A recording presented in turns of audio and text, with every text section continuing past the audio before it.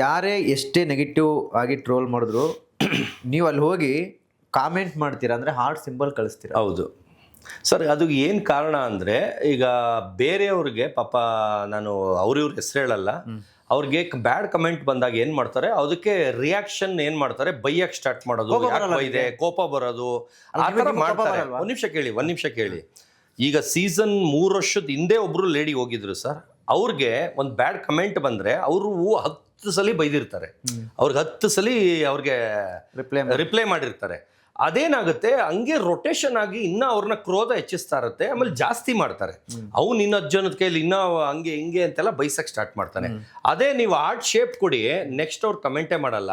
ಆಮೇಲೆ ಅವ್ರು ಯಾರು ಬೈದಿರ್ತಾರೆ ಅವ್ರ ಅಕೌಂಟ್ಗೆ ಹೋಗಿ ಅವ್ರಿಗೆ ಓ ಸೂಪರ್ ವಾವ್ ಹೂ ಅಂತ ಅವ್ರ ಫೋಟೋಗಳಿಗೆ ಕಮೆಂಟ್ ಮಾಡಿ, ಅದು ಅಲ್ಲಿಗಲ್ಲಿಗೆ ಕಟ್ ಆಗುತ್ತೆ. ಅಂದ್ರೆ ಇದು ನನ್ನ ಟೆಕ್ನಿಕ್. ನಿಮ್ಗೆ ಅರ್ಥ ಆಗ್ತಿದ್ಯಾ? ಅವ್ರನ್ನ ಹೊಗಳಿದ್ರೆ ಅವ್ರು ಬೈತಾರೆ, ಅವ್ರನ್ನ ನಾನು ಹೊಗಳ್ತೀನಿ, ಹಾರ್ಟ್ ಶೇಪ್ ಕೊಟ್ಬಿಟ್ಟು ತಿರ್ಗಾ ಅವ್ರ ಅಕೌಂಟ್ ಒಳಗೂ ಹೋಗ್ಬಿಟ್ಟು ಅವ್ರಿಗೆ ಗುಡ್ ಕಮೆಂಟ್ ಹಾಕಿರ್ತೀನಿ. ಅವಾಗ ಇದೇನಪ್ಪ ನಾವು ಬೈತಾ ಇದ್ರು ಇವ್ನು ಇಷ್ಟು ಒಳ್ಳೆ ಕಮೆಂಟ್ ಆಗ್ತಾವನಲ್ಲ, ಅವ್ನು ಒಳ್ಳೆಯವನು ಅಂತ ಉಲ್ಟಾ ಆಗಿ ಸ್ಟಾಪ್ ಆಗ್ತಾರೆ. ಇದು ನನ್ನ ಟೆಕ್ನಿಕ್. ಯಾಕಂದ್ರೆ ನಾನು ನಮ್ಮ ಅಪ್ಪ ಅಮ್ಮ ಹಂಗೆ ಹೇಳ್ಕೊಟ್ಟಿರೋದು, ಉದಾಸೀನವೇ ಮದ್ದು, ಆಮೇಲೆ ಎಗನೆಸ್ಟ್ ಆದಾಗ ಜಾಸ್ತಿ ಕೊಚ್ಚೆ ಅಂದ್ರೆ ಕಲ್ಲಾಕ್ಬಾರ್ದು. ಇದು ನಮ್ಮಪ್ಪ ನನ್ಗೆ ಹೇಳ್ಕೊಟ್ಟಿರೋದು. ಆಯ್ತಾ? ಈ ಪಾಲಿಸಿನೇ ಪಾಲಿಸ್ಕೊ ಬರ್ತಾ ಇದೀನಿ. ಅದರಿಂದ ನಂಗೆ ಅದು ಬೇಜಾರು ಆಗಲ್ಲ. ಆಮೇಲೆ ನೋಡೋದು ಇಲ್ಲ ನಾನು, ಸುಮ್ಮನೆ ಅದು ಬ್ಯಾಡ್ ಅಂತ ಅನ್ಸಿದ್ರೆ ಸಾಕು, ಅಲ್ಲಿ ಹಾರ್ಟ್ ಶೇಪ್ ಕೊಟ್ಬಿಟ್ಟು ಅವನ್ದಕ್ಕೆ ಹೋಗ್ತೀನಿ, ಅಲ್ಲಿ ಹೋಗ್ಬಿಟ್ಟು ಅವ್ನಿಗೆ ಒಳ್ಳೆ ಕಮೆಂಟ್ ನಾನು ಹಾಕ್ತೀನಿ, ಅವ್ನು ನೆಕ್ಸ್ಟು ನನ್ನ ಫ್ಯಾನ್ ಆಗಿ ನಾನು ಫಾಲೋ ಮಾಡ್ತಾ ಇರ್ತಾನೆ.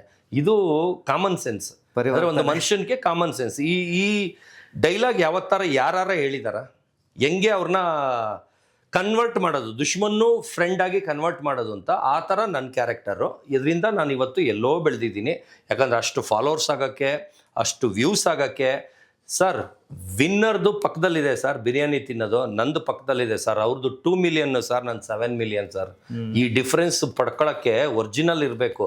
ಬರೀ ಮಾತಾಡಿದ ತಕ್ಷಣ ಅವ್ರು ಕೆಟ್ಟವನಲ್ಲ, ಅವನ ಹಾರ್ಟಲ್ಲಿ ಏನಿದೆ ಅದನ್ನು ಮಾತಾಡ್ತಾನೆ. ಡ್ರಾಮಾ ಆಡತಾ ಇಲ್ಲ ನಾನು. ನನಗೆ ಒಳಗೆ ಏನಿದೆ ಅದು ಮಾತಾಡ್ತೀನಿ. ಅದಕ್ಕೆ ಮರ್ಯಾದೆ ಕೊಡೋರು ಕೊಡಿ, ಬಿಡೋರು ಬಿಡಿ, ನಂಬೋರು ನಂಬಿ, ಬಿಟ್ಟೋರು ಬಿಡಿ. ನಂಬಿಸ್ಬಿಟ್ಟು ನಾನೇನು ಎಲ್ಗೋ ಹೋಗ್ಬೇಕಾಗಿಲ್ಲ. ನಂದು ಏನು ನಡೆದಿದೆ ಅದನ್ನ ಹೇಳ್ತೀನಿ. ಅದನ್ನ ನೀವು ಡೌಟ್ ಇದ್ರೆ ಗೂಗಲಲ್ಲಿ ನೀವು ಚೆಕ್ ಮಾಡ್ಕೊಳ್ಳಿ. 1 crore ಡಾಗ್ ಅಂತ ಹೊಡೀರಿ, ಚೆಕ್ ಮಾಡ್ಕೊಳ್ಳಿ. 8 crore ಡಾಗ್ ಅಂತ ಹೊಡೆದಿ, ಚೆಕ್ ಮಾಡ್ಕೊಳ್ಳಿ. 10 crore ಡಾಗ್ ಅಂತ ಹೊಡೀರಿ, ಚೆಕ್ ಮಾಡ್ಕೊಳ್ಳಿ.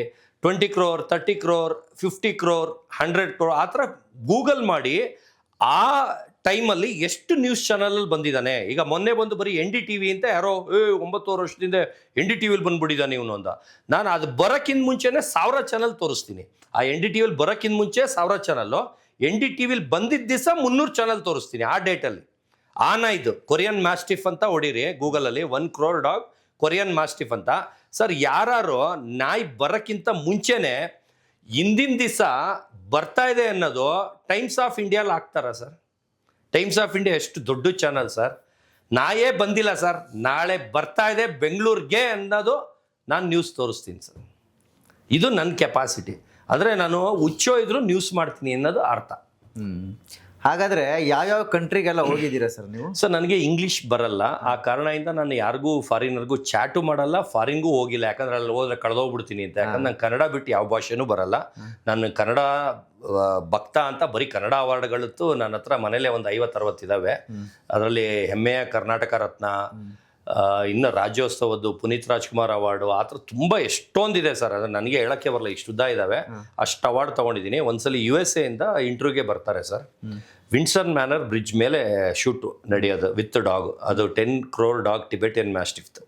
ಅವ್ರು ಫೋರ್ಸ್ ಮಾಡ್ತಾರೆ, ಇಂಗ್ಲೀಷಲ್ಲೇ ಬೇಕು ನಾವು ಅಲ್ಲಿ ಬಿಡ್ಕೊಳ್ಳೋದು ಅಂತ. ನಾನು ಹೇಳ್ತೀನಿ ನಂಗೆ ಬರಲ್ಲ ಹಿಂದಿ. ಈ ನಡುವೆ ಸ್ವಲ್ಪ ಅವ್ರಿವ್ರ ಹತ್ರ ಮಾತಾಡಿ ಒಂದು ಬಟ್ಲರ್ ಒಂದು 70% ಬರ್ತದೆ, ಕನ್ನಡ ಬಂದು ಫುಲ್ ಬರುತ್ತೆ ಅಂತ. ಅವ್ರೇನು ಮಾಡ್ತಾರೆ, ಇಲ್ಲ ನಮ್ಗೆ ಇಂಗ್ಲೀಷಲ್ಲೇ ಬೇಕು ಅಂತ ಫೋರ್ಸ್ ಮಾಡ್ತಾರೆ. ನಾನೇನು ಮಾಡ್ತೀನಿ, ಅವ್ರು ಇಂಗ್ಲೀಷಲ್ಲಿ ಹೇಳೋದನ್ನ ಕನ್ನಡದಲ್ಲಿ ಬರೀತೀನಿ. ಓಕೆ, ಬರ್ಕೊಳ್ಳೋದು ಇಂಗ್ಲೀಷ್ನೇ ಕನ್ನಡದಲ್ಲಿ ಬರೀತೀನಿ. ಕ್ಯಾಮ್ರಾಯಿಂದ ಇಟ್ಕೊಳ್ಳಿ ಅಂತೀನಿ. ಅವ್ರು ಕ್ಯಾಮ್ರಾಯಿಂದ ಇಷ್ಟಿಷ್ಟಪ್ಪ ಬರೆದು ಇಟ್ಕೊಂಡಿರ್ತಾರೆ. ನಾನು ಕೂಲಿಂಗ್ ಗ್ಲಾಸ್ ಹಾಕೊಂಡು ಕಣ್ಣು ಓಡಾಡೋದು ಗೊತ್ತಾಗಲ್ಲ. ಅದನ್ನ ಹೇಳಿದ್ದೀನಿ, ದಿಸ್ ಈಸ್ ಅನ್ನೋದು ದಿಸ್ ಈಸ್ ಕನ್ನಡದಲ್ಲಿ. ಆ ಥರ ಬರ್ದು ಅದನ್ನ ಓದಿದ್ದೀನಿ. ಅದು ಒಂದರಲ್ಲೇ ನಿಮ್ಮ ಪ್ರಕಾರ ಇಂಗ್ಲೀಷು, ನನ್ನ ಪ್ರಕಾರ ಕನ್ನಡ. ಆ ಥರ. ಆಮೇಲೆ ಯಾರೇ ಬಂದ್ರೂ ಜೊತೆಲಿ ಅವರು ಬೇರೆ ಭಾಷೆಯವ್ರನ್ನ ಕರ್ಕೊಬಂದು ಟ್ರಾನ್ಸ್ಲೇಟ್ ಮಾಡ್ತಾರೆ. ನಾನು ಯಾವ ದೇಶಕ್ಕೂ ಹೋಗಿಲ್ಲ, ನಾನು ಏರೋಪ್ಲೇನು ಹತ್ತಿಲ್ಲ. ನಾನು ಬರೀ ಇಲ್ಲಿತ್ಕೊಂಡೇ ಆಟ ಆಡೋದು, ಬೆಂಗಳೂರಲ್ಲಿ ಇಟ್ಕೊಂಡೇ ಆಟ ಆಡೋದು. ಯಾಕಂದ್ರೆ ನಾನು ಕನ್ನಡ ಬರೋದ್ರಿಂದ, ಬೇರೆ ಭಾಷೆ ಬರದೇ ಇರೋದ್ರಿಂದ ಹೋಗೋಕ್ಕಾಗ್ತಾ ಇಲ್ಲ, ಸಂಕೋಚ. ಅಂದ್ರೆ ಅಲ್ಲಿ ಹೆಂಗಪ್ಪ ಟ್ರಾನ್ಸಾಕ್ಷನ್ ಮಾಡೋದು, ಹೆಂಗೆ ಮಾತಾಡೋದು, ಆ ಥರ ಕಾರಣದಿಂದ ಹೋಗಿಲ್ಲ ಅಷ್ಟೇ. ಅದು ಬಿಟ್ಟು ಈ 125 ದೇಶದಿಂದನೂ 5,000 ನ್ಯೂಸ್ ಚಾನಲ್ ಅವರು ನನ್ನ ಮನೆ ಬಾಗ್ಲಿಗೆ ಬಂದು ನನಗೆ ಇಂಟರ್ವ್ಯೂ ಮಾಡಿರೋದು. ಅದು ಏನು ಅಷ್ಟು ಜನನೂ ಬಂದು ಇಂಟರ್ವ್ಯೂ ಮಾಡಿಲ್ಲ, ಒಬ್ಬರೋ ಇಬ್ಬರೋ 3, 4, 5 ಬಂದಿರೋದು. ಅದನ್ನು ತೊಗೊಂಡು ಮಿಕ್ದವ್ರು ರೊಟೇಷನ್ ಆಗಿ 1 ನೈಟಲ್ಲಿ 5,000 ನ್ಯೂಸ್ ಚಾನಲ್ ತೋರಿಸ್ತೀನಿ ಸರ್. 125 ದೇಶದಲ್ಲಿ ತೋರಿಸ್ತೀನಿ. ಅದು ಒಂದು ನಾಯಿ ವಿಷಯದ್ದು. ಅದು ಬಿಟ್ಟು ಬೇರೆ ಬೇರೆ ನಾಯ್ದು ಒಂದೊಂದು ನಾಯ್ದು ಹೇಳಿ ಇಂಡಿಯಾ ಬಿಟ್ಟು ಆಚೆ ತೋರಿಸ್ತೀನಿ. ಈ ಥರ ತಾಕತ್ತು, ಕೆಪಾಸಿಟಿ ಇಂಡಿಯಾ ಒಳಗೆ ನಾನು ಒಬ್ಬನಿಗೆ ಇರೋದು ಅಂತ ಈ ಕಾರಣಕ್ಕೆ ಒಂದು ಅವಾರ್ಡ್ ಕೊಡ್ತಾ ಇದ್ದಾರೆ. ಇಂಡಿಯಾ ಅಲ್ಲ, ವರ್ಲ್ಡಲ್ಲೇ ಹೈಯೆಸ್ಟ್ ನ್ಯೂಸ್ ಚಾನಲಲ್ಲಿ ಬಂದಿರೋ ವ್ಯಕ್ತಿ ಅಂತ ಅದೊಂದು ದೊಡ್ಡ ಅವಾರ್ಡ್ ಇನ್ನೊಂದು ತಿಂಗಳೊಳಗೆ ನಂಗೆ ಬರ್ತಾ ಇದೆ ಸರ್. ಸೂಪರ್.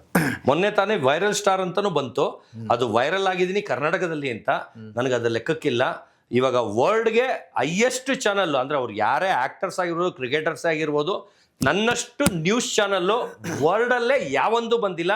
ಅದಕ್ಕೂ ಚಾಲೆಂಜ್ ಮಾಡಿ ಅವ್ರಿಗೆ ವಿತ್ ಪ್ರೂಫ್ಸ್ ಎಲ್ಲ ಕಳಿಸಿ ಅವಾರ್ಡ್ಗೆ ನಾನೀಗ ಸೆಲೆಕ್ಟ್ ಆಗಿದ್ದೀನಿ. ಆ ಅವಾರ್ಡು ನನಗೆ ಕೊಡ್ತಾ ಇದ್ದಾರೆ. ಓಕೆ.